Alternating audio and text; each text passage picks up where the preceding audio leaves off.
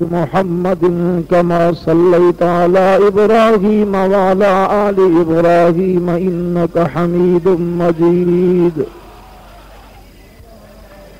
اللهم بارك على محمد وعلى آل محمد كما باركت على إبراهيم وعلى آل إبراهيم إنك حميد مجيد سبحان ربك رب العزة عما يصفون وسلام على المرسلين والحمد لله رب العالمين.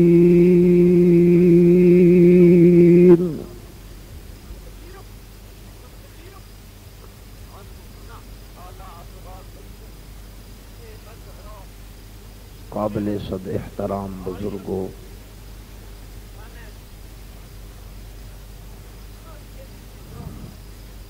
محترم و مکرم سامعین،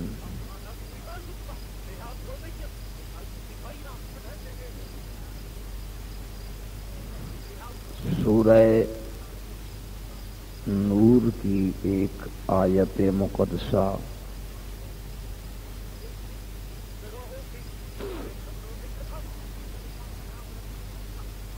اور فخر موجودات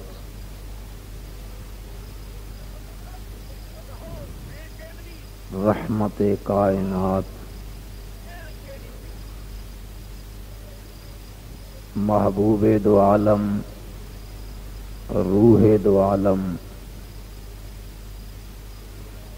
رحمت للعالمین راحت للعاشقین شفیع المذنبین حضرت محمد الرسول اللہ صلی اللہ علیہ وسلم کا ایک ارشاد گرامی تلاوت کیا گیا۔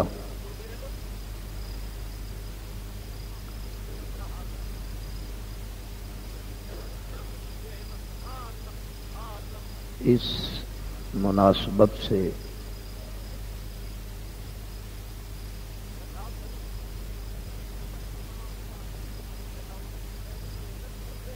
کہ مختلف موضوعات پر آپ حضرات گفتگو سماعت فرماتے رہتے ہیں،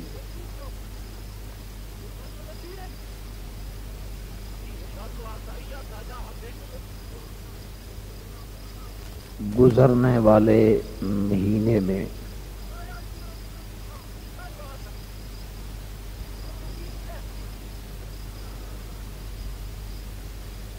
ایک شخصیت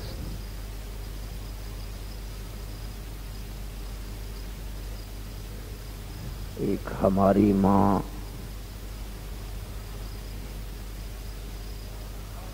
سیدہ طاہرہ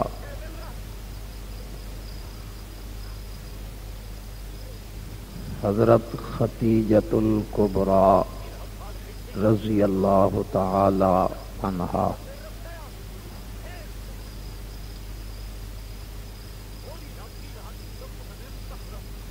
ان کی وفات بھی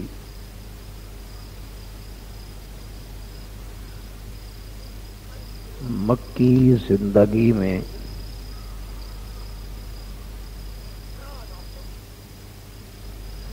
عام الحزن کے سال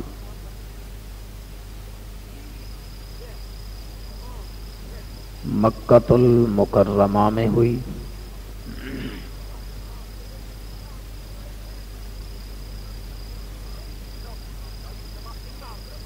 اسی نسبت سے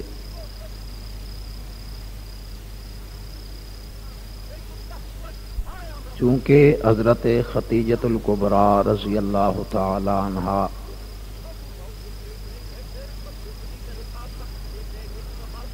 اللہ کے نبی کی صحابیہ بھی ہیں، گھر والی بھی ہیں، اور ایمان والوں کی ماں بھی ہے۔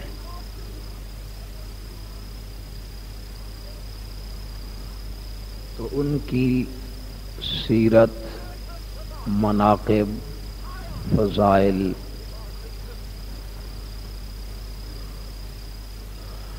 احادیث مبارکہ میں بڑی کثرت سے ملتے ہیں،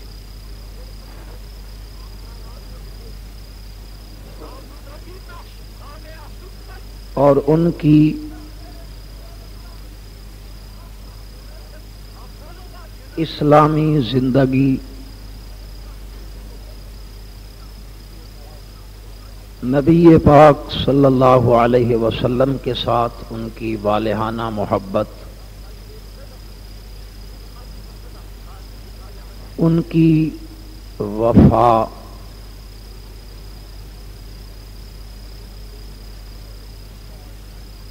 اور ان کا وہ مال جو اسلام اور صاحب اسلام کے کام آیا، چونکہ وہ نمونہ ہے ہم سب کے لیے،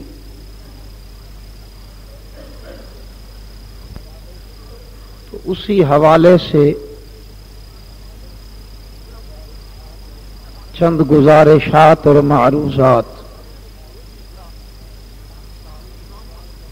آپ کے گوش گزار کروں گا۔ اللہ کی ذات حق سچ کہنے کی توفیق عطا فرمائے۔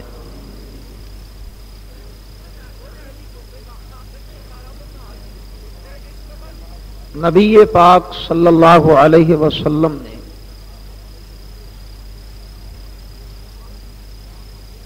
جب اس فانی دنیا میں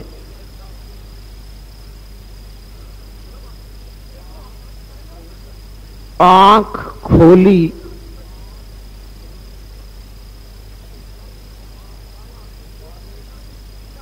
تو والد اگلے جہان کو چلے گئے تھے،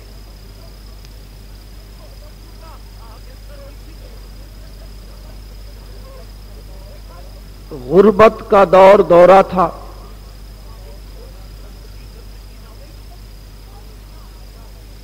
تواریخ میں آتا ہے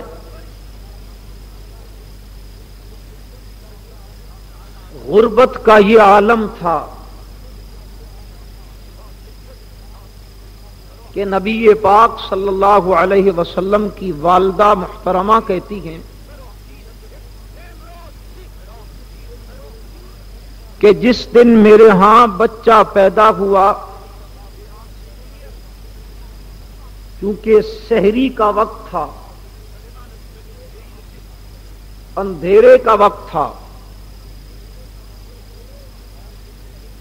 میرے گھر میں اتنا تیل موجود نہیں تھا کہ میں روشنی کے لیے دیا جلا دیتی۔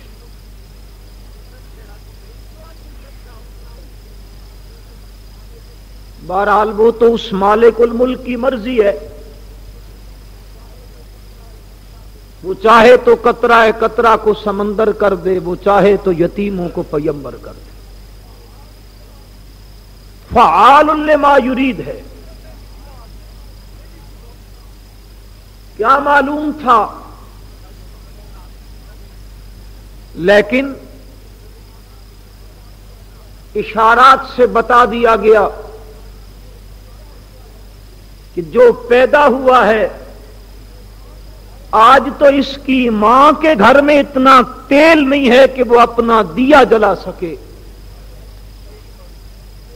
لیکن یہ پیدا ہونے والا خود اتنا روشن ہے کہ پوری کائنات کو مستنیر کر دے گا۔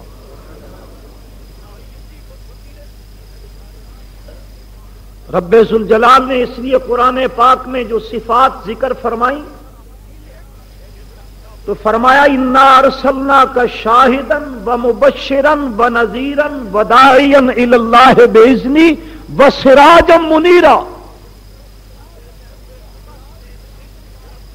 سراج قرآن پاک میں سورج کو بھی کہا گیا ہے، لیکن جب اس کا تذکرہ قرآن پاک میں کیا گیا تو فرمایا سراجن بہاجا، اور نبی پاک صلی اللہ علیہ وسلم کا تذکرہ کیا تو فرمایا سراجن منیرا۔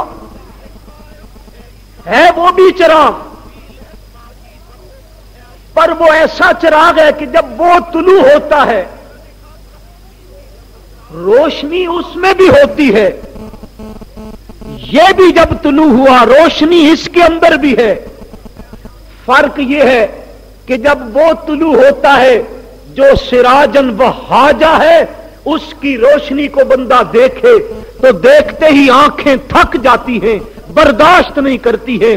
یہ وہ سراج منیر ہے کہ جب یہ اپنی کرنیں بکھیرے گا، جب یہ کائنات کو منور کرنا شروع کرے گا، جب یہ اپنی نبوت کی روشنی پھیلائے گا، تو اس کے اندر جو روشنی ہے یہ سراج منیر جب چمکے گا، جب اس کی روشنی باہر نکلے گی، جب اس کی روشنی کائنات میں بکھرے گی، تو یہ ایسا سراج ہے کہ اس کو جتنا کوئی دیکھتا جائے گا اس کی آنکھیں تھکنے کی بجائے کبھی بھی ان کی آنکھوں سے پیاس ختم ہی نہیں ہوگی۔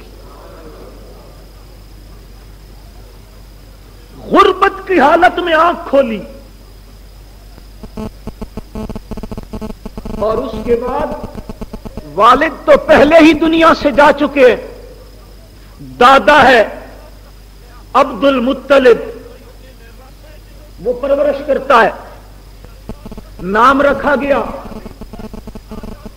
نام رکھنے کے بعد دائی آئی اما حلیمہ رضی اللہ تعالی عنہا، وہ گھر میں لے گئی، لمبی بات ہے،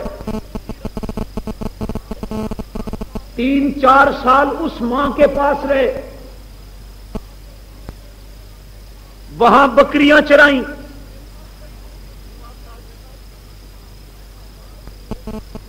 اور اللہ پاک نے بچپنے سے نبی پاک صلی اللہ علیہ وسلم کو معجزات عطا فرمائے۔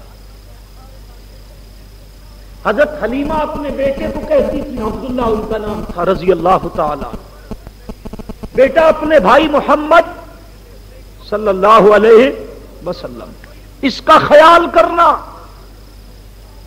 عرب کا ریگستان ہے، سعد قبیلے کی ماں ہے، اس کا خیال کرنا، کہیں ایسا نہ ہو بکریاں چرانے نکلو کہیں جھاڑیوں کے کانٹے اس کے پاؤں میں نہ لگ جائے، کہیں ریت کے تپتے ہوئے ذرات اس کے پاؤں کو جلا کر بھسم نہ کر دیں، خیال کرنا۔ ایک دن حضرت حلیمہ اپنے بیٹے سے پوچھتی ہیں، بیٹا خیال کرتے ہو؟ کہا اماں میں بہت خیال کرتا ہوں، پر آج میں نے ایک عجیب بات دیکھی ہے۔ کہا کیا دیکھا؟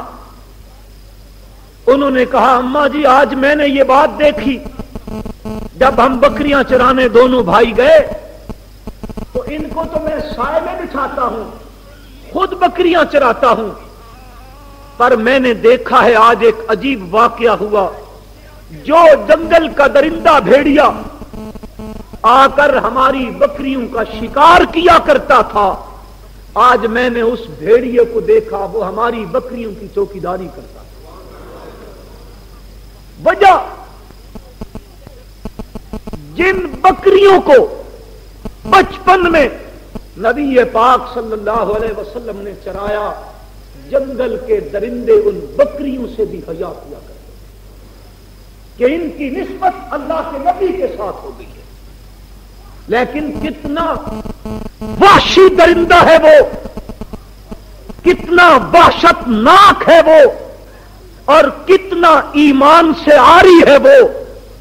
جنگل کا درندہ تو جو بکریاں میرے آقا نے 4 دن چرائی ہیں ان بکریوں کی چوکیداری کرتا ہے، اور جو صحابہ 23 سال میرے آقا کے ساتھ رہے ہیں، اور جس ابو بکر صدیق نے، جس عمر فاروق نے، جس عثمان غنی نے نبوت کے ہاتھوں میں پرورش پائی ہے، تربیت پائی ہے، پھر جن کو اللہ کے نبی سفر میں بھی جن کے ساتھ ہیں، حضر میں بھی جن کے ساتھ ہیں، غار میں بھی جن کے ساتھ ہیں، اور آج مزار میں بھی جن کے ساتھ ہیں، کل جنت میں بھی جن کے ساتھ ہوں گے، یہ انسان نما بھیڑیا، انسان نما درندہ، اس کو حیا نہیں آتی کہ ان کے اوپر کیچڑ اچھالتا ہے۔ بکریاں چرائیں، واپس آئے، 6 سال کا عرصہ بیت رہا ہے، اماں گئی ہے مدینہ، واپس آ رہی ہے، ایک مقام آیا، اس مقام پر اماں کی روح بھی رب نے قبض کر لی۔ سائے پسند نہ آئے پروردگار کو، بے سایہ کر دیا اس سایہ دار کو۔ پیدا ہوئے تو والد کا سایہ سر سے اٹھا لیا، گھٹنوں چلے تو دادا آدم کو روانہ تھا۔ سائے پسند نہ آئے پروردگار کو، بے سایہ کر دیا اس سایہ دار۔ دادا بھی گیا، ماں گئی، اور اب پیچھے دادا جی پرورش کر رہے ہیں، ان کے ہاں بھی غربت کا عالم ہے، خود صاحب عیان ہے۔ 10 سال کی عمر ہوئی تو دادا جی بھی گئے، اب پرورش آ گئی ہے ابو طالب کے پاس۔ اور یاد رکھ لینا، ابو طالب مسلمان، ہاں یہ لوگ دھوکہ دیتے ہیں، بڑے بڑے لوگ۔ وہ ایک گویا مولوی بھی تھا ہماری کراچی کا، سمجھتے ہو نا؟ ہاں، محرم میں دیکھ لیا کرو۔ راوی کہتا ہے حضرت حسین چلے، راوی کہتا ہے حر آیا، راوی کہتا ہے گھوڑا نکلا، جھوٹ یہ بولتا ہے حضرت حسین گھوڑے پر سوار نہیں تھے، اونٹنی پر سوار تھے، جھوٹ بولتا ہے، تاریخ اٹھا کے پڑھ لو۔ راوی کہتا ہے میں نے کہا یہ وہاں دیکھتا رہا، اور راوی تھا بے ایمان قسم کا۔ حضرت حسین اور ان کا قافلہ شہادت کے مقام پہ فائز ہو رہا ہے، یہ راوی وہاں لکھ رہا ہے گھوڑا نکل رہا ہے، خیموں سے نکلا ہے، فلاں ہوا ہے، فلاں ہوا ہے، اور یہ راوی بھی وہاں دیکھتا رہا۔ اللہ کرے یہ راوی دریائے راوی میں غرق ہو جائے۔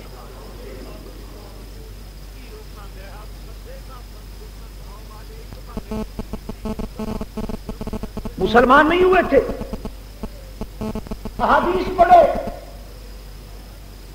کیونکہ علم ہوتا نہیں ہے۔ نعت خان جب مولوی بن جائیں گے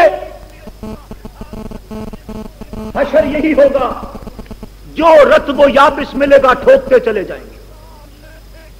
احادیث اٹھا کر پڑھو، قرآن کو پڑھو۔ نبی پاک صلی اللہ علیہ وسلم جاتے ہیں اس چچا کے پاس، آخری وقت ہے اس کا، چچا جی کلمہ پڑھ لو۔ ابو جال بیٹھا ہوا ہے، ابو جال کہتا ہے ابو طالب خیال کرنا، ناک نہ کٹوا دینا۔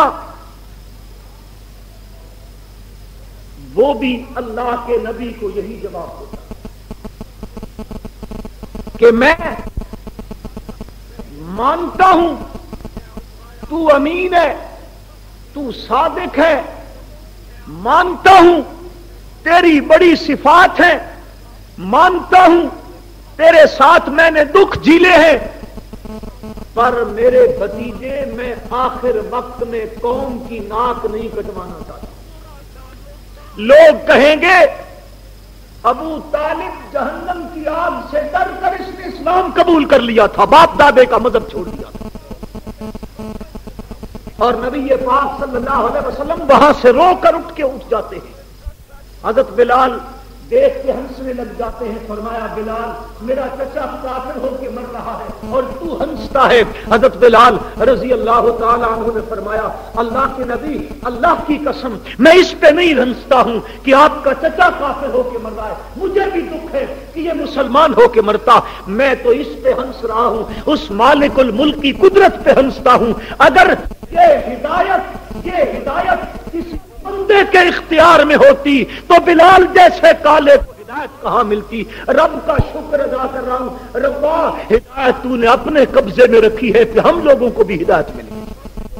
اور اللہ پاک نے نبی پاک صلی اللہ علیہ وسلم چاہتے ہیں میرا چچا مسلمان ہو جائے، محبوب ہے، محبت بھی ہے، چاہتے بھی ہیں، پر رب ذوالجلال کیا کہتے ہیں؟ انک لا تہدی من احببت ولکن اللہ یہدی من یشاء۔ میرے پیغمبر انک لا تہدی من احببت ولکن اللہ یہدی من یشاء۔ میرے پیغمبر میری مرضی آتی ہے، جس کو میں پسند کرتا ہوں ہدایت دے دیتا ہوں۔ انک لا تہدی من احببت، جسے تو چاہے، جس سے تو محبت کرے، تو نہیں اس کو ہدایت دے سکتا، میں جس کو چاہوں اس کو ہدایت دے دیتا ہوں۔ انکا لا تہدی، بے شک تو لا تہدی، ہدایت نہیں دے سکتا ہے، من احببتا، جس سے تو محبت کرے، ولکن اللہ یہدی من یشاء، لیکن اللہ جس کو چاہتا ہے ہدایت دے دیتا ہے۔ نہیں دیتا ہے ابو جہل مکے میں رہتا ہے، نہیں دیتا ہے، عتبہ مکے میں رہتا ہے، نہیں دیتا ہے، شیبہ مکے میں رہتا ہے، نہیں دیتا ہے، عبداللہ ابن ابی ساتھ نمازیں پڑھتا ہے، نہیں دیتا ہے، مرضیوں کا مالک ہے۔ حبش سے انتھوپیا سے بلال کو بلا کے اور روم سے صہیب کو بلا لیتا ہے، سلمان کو فارس سے بلا لیتا ہے، ان کو ہدایت دے دیتا ہے، ان کو نہیں دیتا ہے۔ ولیکن اللہ یہدی من یشاء، یہ اس کے اپنے اختیار میں ہے، جس کو چاہے دے دے، جس کو چاہے۔ اب تو یہ تو کہتے ہیں نا کرنی والے، ان کو کرنی والے سمجھتے ہیں، بعد والوں کو۔ اور وہاں دیکھ، کائنات کا امام ہے، کائنات کا امام،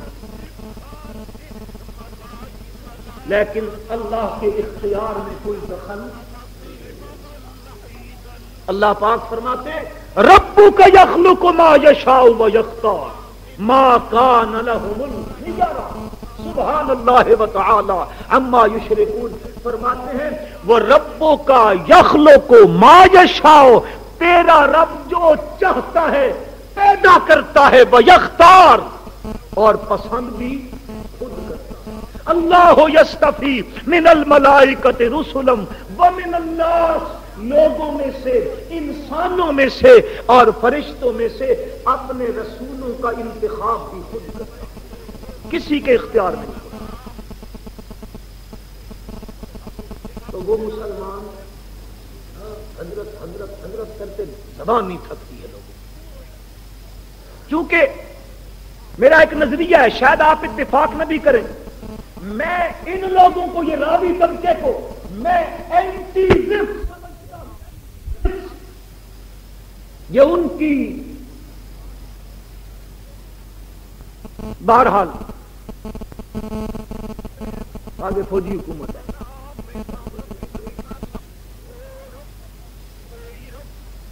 بہرحال وہ پرورش کر رہا ہے، لیکن اس کے اپنے اتنے بیٹے ہیں کہ وہ گھر کا خرچہ برداشت نہیں کر سکتا۔ کرتے کرتے عاتقہ اس کی بہن ہے، نبی پاک صلی اللہ علیہ وسلم کی پھوپھی ہے، وہ بھی موجود ہے۔ ابو طالب کہتے ہیں بتیجے مسئلہ یہ ہے، مکے میں ایک خاتون رہتی ہے جس کا نام ہے ختیجہ بنت خویلد رضی اللہ تعالی عنہا، بڑی مالدار خاتون ہے، اور پورے مکے میں اس کو طاہرہ کہا جاتا ہے، طہارت والی، پاکیزگی والی۔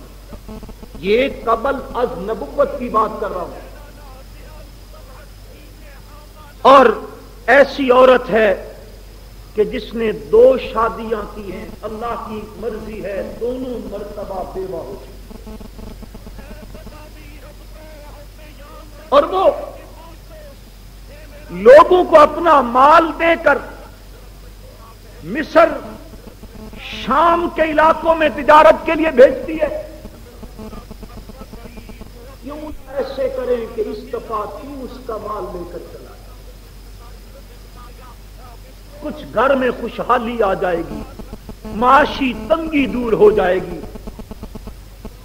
نبی پاک صلی اللہ علیہ وسلم اس چیز کو کہتے ہیں چاچا جی ٹھیک ہے, پر میں اس سے بات نہیں کروں گا, میں خود کہنے نہیں جاؤں گا, کوئی اور اس کو کہہ دے, وہ مجھے کہے تو میں اس کا مال لے کے چلا جاؤں.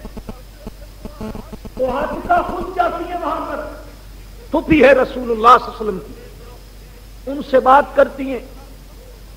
اللہ کی شان ہے, وہ مکے کی سب سے بڑی طاہرہ عورت ہے اور یہ کائنات کا سب سے بڑا امین انسان ہے, پوری کائنات کا سب سے بڑا امین انسان ہے, اور یہ امانت میں مشہور ہے, وہ طہارت میں مشہور ہے. وہ کہتے ہیں نا جوڑوں کے فیصلے بھی آسمانوں پہ ہوتے ہیں, زمین پہ نہیں ہوتے. وہ طہارت والی عورت, یہ امانت و صداقت والا انسان, بعد میں اس کو ام المومنین بننا ہے, اس کو خاتم المرسلین بننا ہے صلی اللہ علیہ وسلم. آپ کا جا کے بات کرتی ہیں, وہ کہتی ہیں ٹھیک ہے. انہوں نے بھی شہرا سن رکھا تھا کہ یہ بندہ امین ہے. مال آیا, ایک ان کا غلام تھا میسرا, اس کو ساتھ کیا, اونٹوں پہ مال لگا. اب اللہ کے نبی گھر سے رخصت ہونے لگے, بحیثیت ایک تاجر, تجارت کرنا سنت پر سچی تجارت ہو, یہ بات بھی یاد رکھ لینا. اس لیے اللہ کے نبی نے فرمایا التاجر الصدوق الامین مع النبیین والصدیقین, وہ تاجر جو صادق بھی ہو یعنی سچا بھی ہو اور امانت دار بھی ہو, اس دو شرطوں کے ساتھ تجارت کرتا ہو, قیامت والے دن اللہ پاک اس کا حشر نبیوں اور صدیقوں کے ساتھ کرے. اور اگر دھوکے باز ہوا, جو دھوکا کیا ہے سارا اپنے گلے میں لٹکا ہوا آئے گا. وَكُلَّ إِنسَانٍ أَلْزَمْنَاهُ طَائِرَهُ فِي عُنُقِهِ وَنُخْرِجُ لَهُ يَوْمَ الْقِيَامَةِ كِتَابًا يَلْقَاهُ مَنشُورًا اقرأ كِتَابَكَ كَفَى بِنَفْسِكَ الْيَوْمَ عَلَيْكَ حَسِيبًا. اللہ کے نبی رخصت ہونے لگے. آتکا جب دیکھتی ہے 34-35 سال کا جوان ہے اور بیٹا ہے عبداللہ کا, آمنہ کا لخت جگر ہے, تو وہ جب اللہ کے نبی کے ہاتھ میں مہار دیکھی اونٹ کی, اس کی آنکھیں بہ پڑی, رو دیا اس نے. اور کئی الفاظ اس کے آتے ہیں تواریخ کی کتابوں میں. کبھی تو وہ کہتی عبداللہ اپنے بیٹے کو دیکھو, اگر تو ہوتا تو یہ تیرا بیٹا غلاموں کی طرح نہ جاتا. اے آمنہ تو اپنے بیٹے کو دیکھ, اے عبد المطلب تو اپنے پوتے کو دیکھ, جس کو تو نے ناز و نخروں میں پالا تھا, وہ پوتا آج اونٹ کی مہار پکڑ کر غلاموں کی طرح تجارت کرنے لگا. نبی پاک صلی اللہ علیہ وسلم نکلنے لگے, خود بھی رو پڑے صلی اللہ علیہ وسلم, روئے, چل دیے. حضرت خدیجہ نے اپنے غلام سے کہا تھا دیکھو مکے سے باہر نکلو تو محمد کو پیدل نہ چلانا, اس کو سوار کرا دے صلی اللہ علیہ وسلم. اللہ کے نبی نکل کے جا رہے, اب اونٹ پہ سوار ہیں, میسرا پیدل چلتے ہوئے جا رہے. چلتے چلتے ایک وادی کے قریب سے گزرے, پڑاؤ ڈالا قافلے میں. نبی پاک صلی اللہ علیہ وسلم اونٹ سے اترے اور ایک درخت کے نیچے آرام کرنے کے لیے سو گئے. کائنات کا امام سویا, ادھر سے نستورا ایک راہب تھا, اس کی قریب میں جھوپڑی تھی, پادری تھا, پنڈت تھا, کسانوں کا پیر تھا، اس کی پاس میں جھوپڑی تھی، وہ اس نے دیکھا کہ درخت کے نیچے ایک بندہ سو گیا ہے، آ کر وہ اپنی کتاب کھول کے بیٹھ گیا، اپنی کتاب کو دیکھتا ہے، کبھی اس بندے کو دیکھتا ہے، پھر کتاب کو دیکھتا ہے، پھر ادھر دیکھتا ہے، اٹھا کر کتاب اس درخت کے قریب آ گیا اور کتاب اٹھا کے کہتا ہے، او قافلے والو، میری کتاب کہتی ہے، اس کتاب میں لکھا ہوا ہے اس درخت کے نیچے، اس درخت کے سائے میں آج تک کوئی بندہ نہیں بیٹھا ہے، اس کتاب میں لکھا ہوا ہے اس کے نیچے جو بیٹھے گا وہ خاتم الانبیاء ہوگا صلی اللہ علیہ وسلم۔ اس نے کہا دیکھو اس کا خیال کرنا، میری کتاب کہتی ہے اور میری کتاب سچ کہتی ہے، جھوٹ نہیں کہتی ہے، اس لیے کہ پہلی کتابوں میں نبی پاک صلی اللہ علیہ وسلم کا ذکر موجود ہے، ان کے اوصاف موجود ہیں، اس لیے قرآن پاک کہتا ہے الذین یعرفونہ کما یعرفون ابناءہم، یہ اللہ کے نبی کا انکار کرنے والے، یہ یہودی، یہ عیسائی اللہ کے نبی کو اس طرح پہچانتے ہیں جس طرح اپنی اولاد کو پہچانتے ہیں، اس لیے کہ ان کی کتابوں میں اللہ کے نبی کے خد و خال کا ذکر ہے، اللہ کے نبی کے چہرے کا ذکر ہے، اللہ کے نبی کی زلفوں کا ذکر ہے، اللہ کے نبی کے ہاتھوں کا ذکر ہے، اللہ کے نبی کے صحابہ کا ذکر ہے، تراہم رکعن سجدا یبتغون فضلا من اللہ ورضوانا سیماہم فی وجوہہم من اثر السجود ذالک مثلہم فی التوراۃ ومثلہم فی الانجیل کزرع اخرج شطأہ، ان کا بھی ذکر ہے، ان کے صحابہ کا بھی ذکر ہے۔ تو وہ راہب نستورہ اپنی کتاب لے کے آیا، کہتا ہے میری کتاب کہتی میرے نبی کے چہرے پہ آئے ہوئے پسینے کے اوپر پڑنے والی کرن کو اگر وہ عورتیں دیکھتی تو فرمایا لوانی زلیخا لو رأینا جبینہ ناصرنا بالقطع القلوب علی الجدی، وہ اپنے ہاتھوں سے اپنے دلوں پر چھریاں چلا دے۔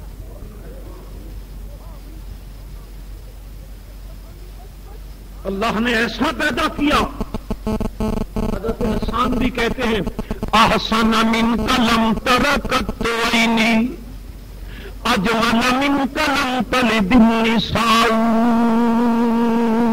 خلقت مبرئا من کل عیب کأنک قد خلقت کما تشاء۔ فرماتے ہیں میں قسم کھا کے کہتا ہوں آج تک تیرے جیسا کسی ماں نے جنم نہیں دیا ہے، آج تک کائنات کی کسی آنکھ نے ان جیسا حسین دیکھا نہیں ہے۔ اللہ پاک نے آپ کو خلقت مبرئا من کل عیب کأنک قد خلقت کما تشاء، اللہ نے آپ کو ہر عیب سے پاک پیدا کیا ہے، عیبوں کو حکم دیا ہے میرے پیغمبر کے قریب نہ جانا، عیب قریب نہیں آ سکتا ہے۔ اللہ کے پیغمبر آپ کو تو رب نے ایسے بنایا جیسے آپ کہتے گئے رب بناتا گیا، کأنک قد خلقت کما تشاء۔ اس کا ترجمہ ایک پنجابی کے شاعر نے بڑا عجیب کیا ہے، وہ کہتا ہے تیرے جیا کسے ماں نہیں جڑیا، تیرے جیا کسے ماں نہیں جڑیا، جے میں اپنی مرضی مطابق بنیا،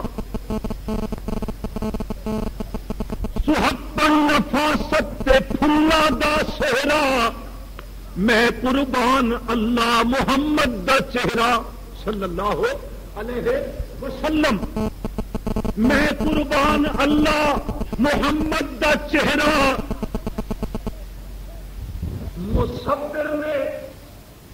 مصور نے تصویر، مصور نے بڑی ریچ نال تصویر کٹی، میرے رب نے حسینہ جمیلہ دا منہ موڑ دیتا، محمد بنا رب قلم توڑ دیتا صلی اللہ علیہ وسلم۔ اب مصر کی منڈی میں مال بک رہا ہے، ہر کوئی کہتا ہے یہ میں لیتا ہوں، مال کو کوئی نہیں دیکھتا، اس حسین و جمیل چہرے کو دیکھتے ہیں۔ مال دگنی تگنی قیمت میں خرید لیتے ہیں، بک جاتا ہے، واپس آ رہے ہیں، نستورا میسرا پیغام بھیجتا ہے سیدہ خدیجہ رضی اللہ تعالی عنہا کی طرف کہ ہمارا قافلہ واپس آ رہا ہے۔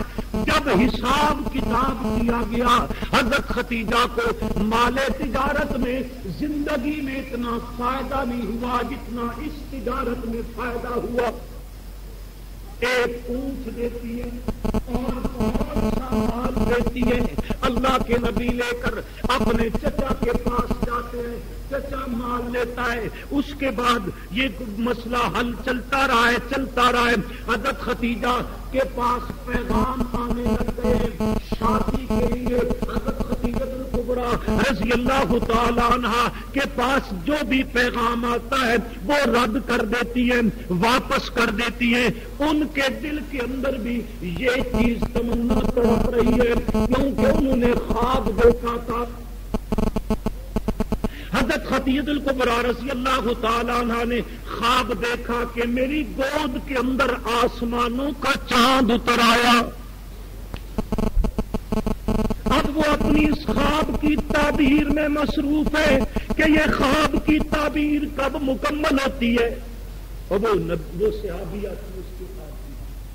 آج کل لوگوں کے خواب کی بات نہیں ہے، سارا دن جھوٹ بولو، سارا دن فراڈ کرو، سارا دن لوگوں کو بدعتیں سکھاؤ، شام کو کہ مجھے فلاں کیسے۔ اور اعتراض کرنے والی وہ قوم ہے جن کے صدر سے ان کے ملک کی عورتیں محفوظ نہیں ہوتی، وہ بکواس کرتے ہیں۔ ادھر 25 سال کی عمر ہے، ادھر 40 سال کی عمر ہے، گزر رہا ہے وقت۔ حضرت خدیجہ اپنے خواب کی تعبیر میں انتظار کر رہی ہے۔ ایک دن اللہ کے نبی جناب رسول اللہ صلی اللہ علیہ وسلم کہتے ہیں خدیجہ مجھے تھوڑا سا ستو دے دو، مجھے تھوڑے سے جو دے دو، مجھے تھوڑا سا پانی دے دو، اس کو ایک جو ہے چیز کے اندر باندھ دو، چیزیں میں ڈال دو پانی کو، اور میرے لیے ستو دے دو۔ میں یہ لے کر جاتا ہوں کسی طرف عبادت کرنے کے لیے جاتا ہوں، کیونکہ بڑا عرصہ گزر رہا ہے۔ اللہ کے نبی بڑی پریشانی کے عالم میں، بڑے غم اور اندھو کے اندر ہے۔ اور غم کس چیز کا ہے؟ اللہ کے نبی مکہ کی پہاڑیوں کو دیکھتے ہیں اور دیکھ کر سوچتے ہیں ان پہاڑوں کو کس نے پیدا کیا ہے۔ مکے کی صحراؤں کے اندر جاتے ہیں، دیکھتے ہیں ریت ہی ریت ہے، پانی کوئی نہیں، پر سبزے والے درخت اگے ہوئے۔ کبھی اپنی انگلیاں دیکھتے ہیں، اتنی خوبصورت انگلیاں کس نے پیدا کی ہیں؟ اللہ کے نبی متفکر ہیں، اور یہ تفکر کرنا بہت بڑی عبادت ہے۔ اللہ پاک قرآن پاک میں بہت سے آیات میں تذکرہ کرنے کے بعد فرماتے ہیں ان فی ذلک لآیات لقوم یتفکرون۔ غور و فکر کرنا اللہ کی تخلیقات کے اندر، اللہ کے شہکاروں کے اندر، اللہ کی قدرت میں، اللہ کے بارے میں سوچ و بچار کرنا یہ بہت بڑی عبادت ہے۔ کیوں؟ اس وقت تو روزہ بھی فرض، نماز بھی کوئی نہیں، زکات بھی کوئی نہیں، نوافل بھی کوئی نہیں۔ علامہ عینی رحمت اللہ تعالی علیہ نے بخاری شریف کی شرح لکھی ہے، بدر الدین عینی رحمت اللہ علیہ نے، وہ اس بخاری کی شرح میں ان احادیث کے نیچے جہاں خدیجہ کے فضائل و مناقب بیان ہوئے، اس کے نیچے وہ خود لکھتے ہیں کہ اس تفکر سے مراد کیا ہے۔ اللہ کے نبی کے متعلق وہ فرماتے یہی چیز ہے کہ غار حرا میں جا کر اللہ کے پیغمبر سوچتے تھے یہ کیسے ہوا، یہ کیسے ہے، یہ کس نے پیدا کیا، یعنی رب کی وحدت کا تذکرہ ہو رہا ہے، رب کی توحید کے متعلق متفکر ہو رہے ہیں۔ اور اتنے میں کیا ہوتا ہے، یکایک ایک دن ایک آ جاتا ہے فرشتہ، اپنی اصلی حالت میں آتا ہے، اور آیا اللہ کے نبی کے پاس، آ کر اللہ کے نبی کو یوں اپنے ہاتھوں میں لے کر سینے سے لگا کر دبوچتا ہے۔ اللہ کے نبی فرماتے ہیں بہت زیادہ دبوچنے کے بعد مجھے کہتا ہے اقرا، پڑھیے، پڑھو۔ اللہ کے نبی فرماتے ہیں ما انا بقاری، میں بہت مولوی ترجمہ کرتے ہیں میں پڑھا لکھا نہیں، میں پڑھا ہوا نہیں، میں اس کو بھی اللہ کے نبی کی شان کے خلاف سمجھتا ہوں، میں اس کا ترجمہ کرتا ہوں۔ اللہ کے نبی فرما رہے ما انا بقاری، میں نے دنیا میں کسی استاد سے پڑھا نہیں۔ کیوں کہ پیغمبر کا دنیا میں استاد کوئی نہیں ہوتا ہے، پیغمبر ڈائریکٹ شاگرد ہوتا ہے اللہ کا۔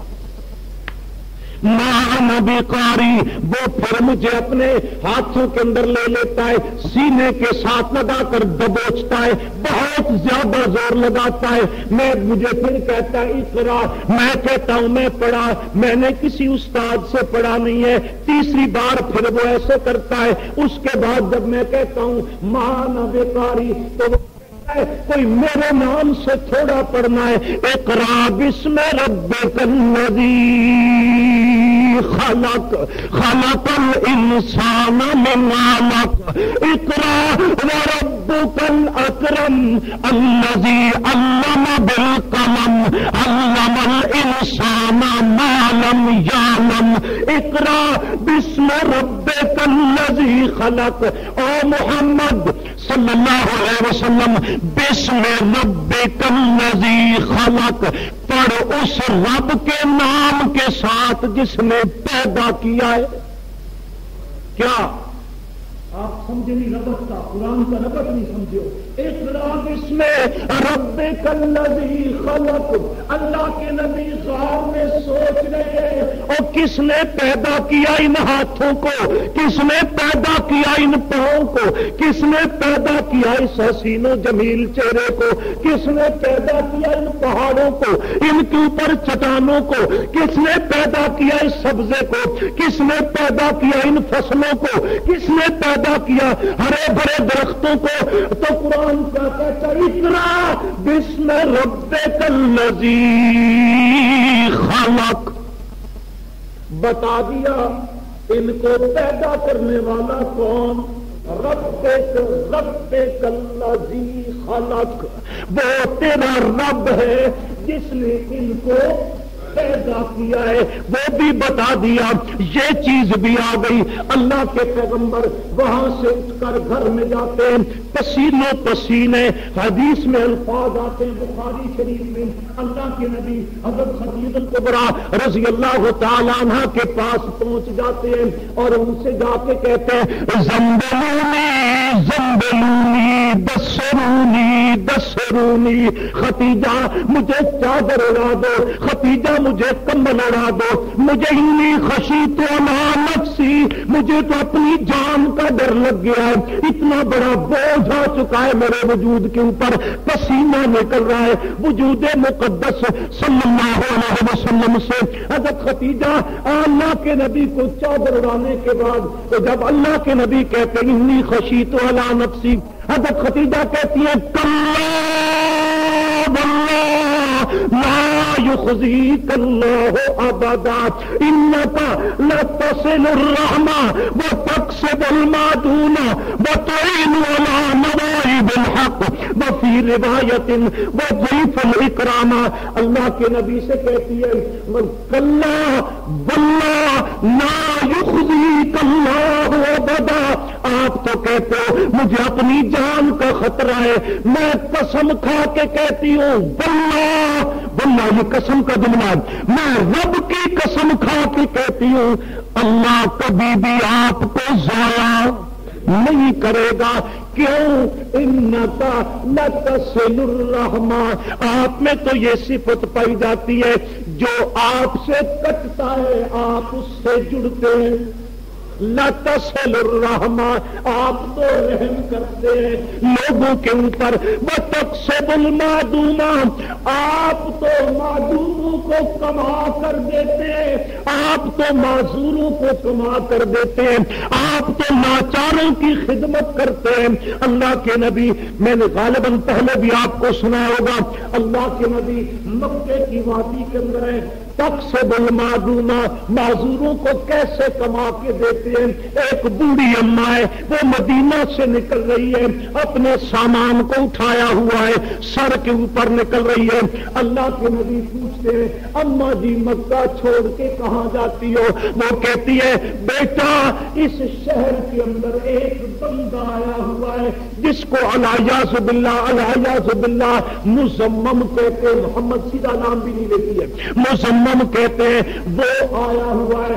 جب سے وہ آیا ہے وہ آ کے کہتا ہے لا الہ الا اللہ، رب کے سوا مشکل کشا، حاجت روا، عالم الغیب، مختار کل، حاضر ناظر، بگڑی بنانے والا۔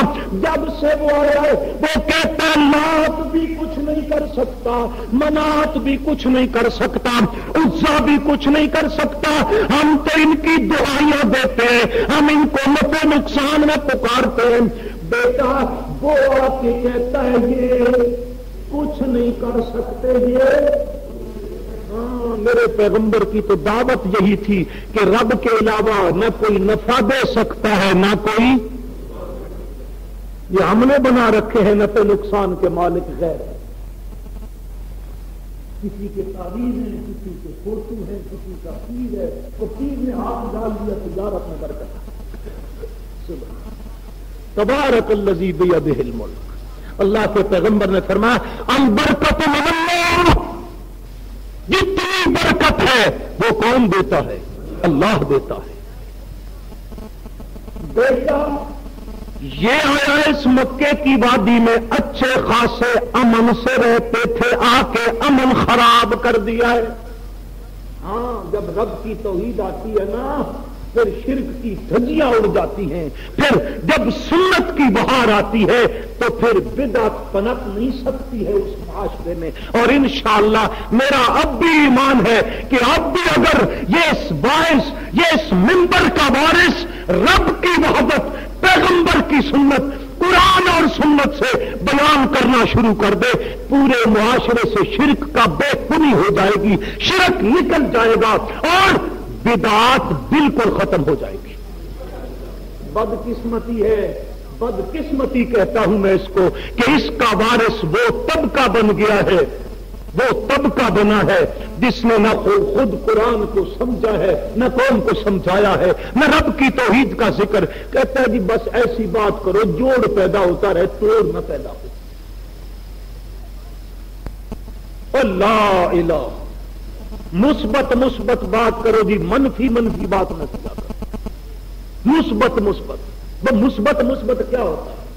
اے مثبت نہیں ہے، کوئی رام رام کر رہا ہے تم رام کر رہو، یہ مثبت ہے نا، یہ مثبت ہمیں نہیں آتی ہیں۔ کیوں کہ کلمے کے پہلے لفظ میں کیا ہے؟ لا۔ یہ طلباء بیٹھے ان سے پوچھو اس کو لا نفی جنس کا لا کرتا ہی نفی، لا رجل فضا، مثال دی جاتی ہے بیت الناب میں، کافیے میں، شراجانی کے اندر لا، اور آپ کلمے کا معنی کیا کرتے ہو؟ لا الہ، نہیں کوئی، یہی معنی کرتے ہو، یہی ہو کہ یہ کوئی اور ہے، اور یہ تو منفی ہے۔ پہلے کیا ہے؟ منفی ہے۔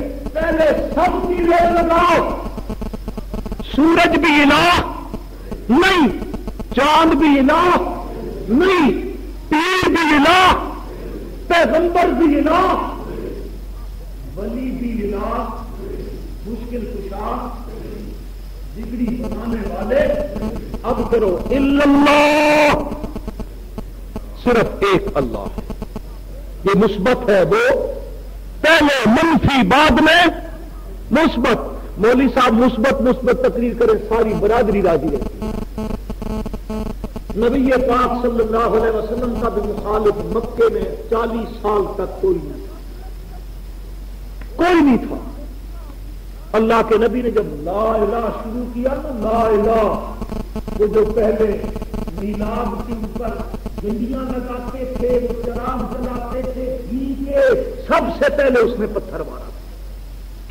توحید چیز ہی ایسی ہے، میاں مٹھو بہت ہوتے ہیں،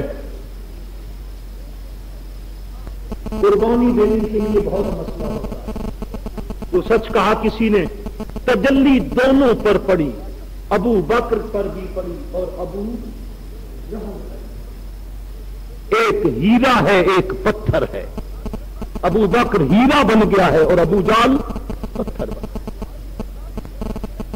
بیٹا اس شہر کے اندر ایک بندہ ہے جو کہتا ہے لا الہ الا اللہ، اس سے تنگ آ کر یہ شہر چھوڑ کے جا رہی ہوں۔ اللہ کے نبی کیا کرتے ہیں؟ کوئی ہم جیسا مولوی تو ہوتا، وہ فلانا تجھے گالی دیتا ہے، اس کو بس سناتا۔ اللہ کے نبی کیا کرتے؟ وہ بوڑھی اماں گالیاں بھی دے رہی ہے، نام بھی بگاڑ رہی ہے، اس نام کو جس نام کو اگر انسان ہونٹوں سے ادا کرے، خدا کی قسم ہونٹ بھی بوسا لیتے، محمد صلی اللہ علیہ وسلم، اس نام کو بھی بگاڑتی ہے۔ پر اللہ کے نبی کیا کرتے ہیں؟ کہتے بوڑھی اماں یہ گٹھڑی مجھے دے دے، اس کا بوجھ اٹھاتے ہیں، تقسب المعدومہ۔ حضرت ختیجہ کہتی ہے انک لتصل الرحمہ وتقسب المعدومہ، آپ تو ناداروں کو کما کر دیتے ہیں، ان کا بوجھ اٹھاتے ہیں۔ بوڑھی اماں کا بوجھ اٹھا لیا ہے، وہ مکے سے نکل رہی ہے، مینا کے سے آگے نکلتی ہے، عرفات کے میدان سے نکل گئی ہے، آگے نکل کے ایک جگہ پہ پڑاؤ ڈال کے کہتی ہے بیٹا میرا خیمہ یہاں پہ لگا دو، میرا پانی ادھر رکھ دو، میرے کپڑے ادھر رکھ دو، میرا ستو ادھر رکھ دو۔ بیٹا یہ ساری چیزیں کرنے کے بعد اللہ کے نبی فرماتے ہیں اماں جی مجھے اجازت ہے میں اب واپس مکہ میں جاتا ہوں۔ بوڑھی اماں کہتی ہے بیٹا مکہ میں تو واپس جا رہا ہے، تو بہت اچھا آدمی ہے، تجھ جیسا میں نے کوئی نہیں دیکھا ہے، تیرے ساتھ کا اخلاق والا کوئی نہیں ہے، غریبوں کی مدد کرنے والا کوئی نہیں ہے، معذوروں کے ساتھ ہیلپ کرنے والا کوئی نہیں ہے۔ بیٹا ذرا مجھے اپنا پتہ تو بتاتا جا، ایڈریس تو دیتا جا، اپنا نام تو بتاتا جا، جب بھی میں ادھر سے واپس مکہ میں آئی تیرے پاس آؤں گی، تجھ جیسا میں نے کوئی اخلاق والا نہیں دیکھا ہے۔ اللہ کے نبی کی آنکھ سے آنسو آ جاتے ہیں، کہتے ہو بوڑھی اماں جس کو یہ 6 میل کے رستے میں جس کو تو گالیاں دیتی آئی میں وہی محمد صلی اللہ علیہ وسلم۔ حضرت ختیجہ کہتی ہیں اللہ آپ کو کبھی ضائع نہیں کرے گا، انک لتصل الرحمہ وتکسب المعدومہ وتکرہ الضیف وتعین علی نوائب الحق۔ اپنے ایک رشتہ دار تھا اس کا، اس کے برقع بن نوفل، اس کے پاس جاتی ہے، یہ بات ہے۔ جب اس نے دیکھا حضرت ختیجہ کو کہتا ہے اگر تو سچ کہتی ہے تو میری بات پہ یقین کر، تورات بھی کہتی ہے، زبور بھی کہتی ہے جس بندے میں یہ صفات ہے یہ وہی ہے جس کے سر پر اللہ ختم نبوت کا تاج رکھے گا۔ حضرت ختیجہ جب وہاں سے سن کے آئی ہے، اب اللہ کے نبی کو ان کے پاس جا کے کیا کہتے ہیں آج میرے پاس ایک فرشتہ آیا ہے، اس نے مجھے آ کے یہ بتایا ہے۔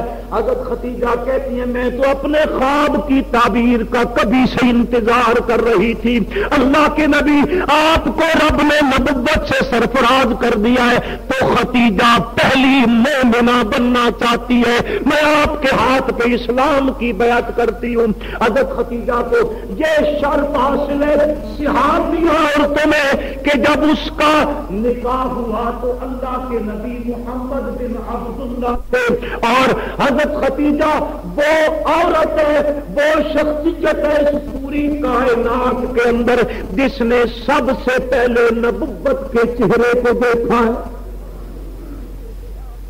سب سے پہلے حضرت ختیجہ نے زیارت کی تھی اللہ کے نبی پر، جب پہلی وحی اتری اس کے بعد گھر میں گئے، پہلی زیارت حضرت خدیجہ الکبریٰ رضی اللہ تعالی عنہا نے کی ہے۔ اور اس کے بعد فرمایا اللہ کے نبی میری تو کبھی سے یہ آرزو تھی، آج کل تو عورتوں کی آرزو ہوتی ہے نا میرے ہسبینڈ صاحب میرے خامن صاحب کوئی ڈائریکٹر،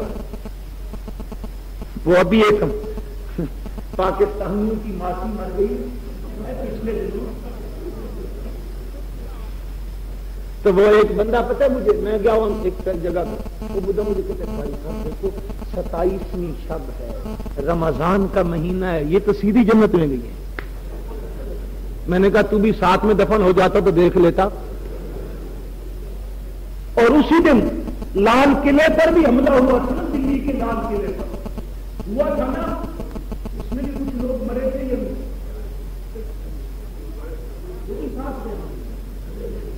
عجیب قوم ہے خدا کی قسم، عجیب و غریب قوم، صفحے اخباروں کے کھلے ہوئے۔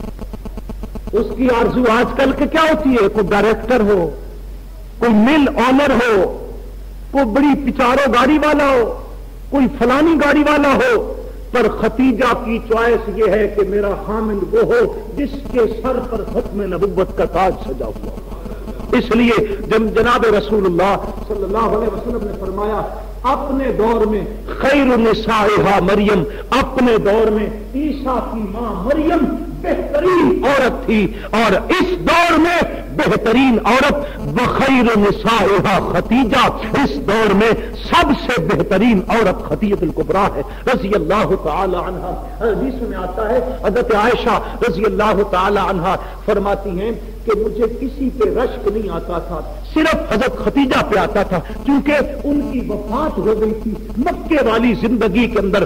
اس کے بعد اللہ کے نبی جب بھی کوئی موقع آتا تو کیا کہتے تھے؟ لوگ حضرت خدیجہ کا ذکر کرتے تو کسی عورت نے کہا آپ ان کا بہت تذکرہ کرتے ہیں، بہت محبت کی آپ کو ان سے۔ فرمایا ہاں اس لیے کہ جب ساری دنیا نے مجھے جھٹلایا تھا خدیجہ نے میری تصدیق کی، جب ساری دنیا مجھ سے دور بھاگتی تھی خدیجہ نے اپنا مال میرے اوپر نچھاور کیا تھا۔